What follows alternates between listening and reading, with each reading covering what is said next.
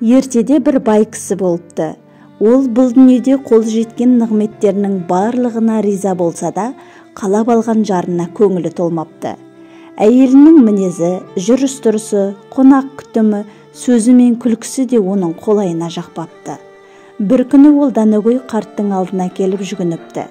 Сөзді мұқият тыңдаған Дана, ол қызды өзің қалап алдың ба? Әрі оның қыз күніндегі мінез құлқын білесің бе деп сұрапты. Сонда әлгі кісі, «Я, өзім сүйіп қосылдым. Қыз күнінде өте сыпайы, салихалы жан еді. Кейін өзгеріп кетті.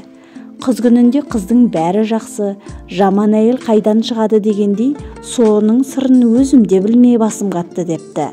Сонда әлгі Дана қарт, «Балам, Алла тағала адамға ұрпақ сыйлайды. Кімге қаласа ұл, кімге қаласа қыз, кімге қаласа екеуін де береді. Ал жаман әйел немесе жаман еркекті адамдардың өздері жасап алады. Әйеліңнің сүйкімсіз жанға айналуына сенің өзің кінәлісің. Есіңде болсын, әр әйел өзінше бір әлем. Ол әлемді өзіңнің әлеміңде етемін деп күшке салсаң, оның қалыптасқан жүйесін бүлдіресің. Ал бұзылған жүйеден бір кездегі кереметті қайтадан күту әбестік болар депті.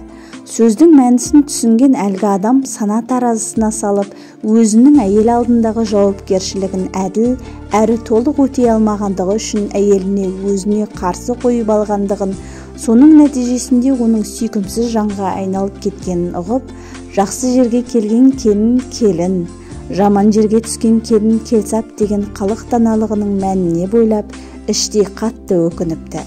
Кетерінде Дана ақсақалдан, «Енді не істесем болар еді» деп кеңес сұрапты. Сонда данышпан, «Балам, еркек кіндіктінің қашанда есінде жүретін бір ережесі бар. Соны ұмытпасаң, алдағы күндеріңде әйелің көзіңе сүйкімді бола бастайды.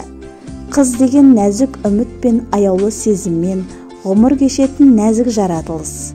Олардың жасы қаншаға келсе де, жүректерінде сол бір үлбіреген нәзік сезім мен ер адамға деген қалтқысыз сенімнен құралған бала күнгі бейнесі орнығып қалады.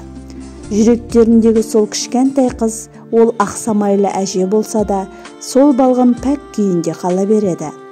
Талғамсыз еркектер әйел жүрегіндегі сол кішкентай қыздың бейнесін көре алмай пұшайман болып өтеді.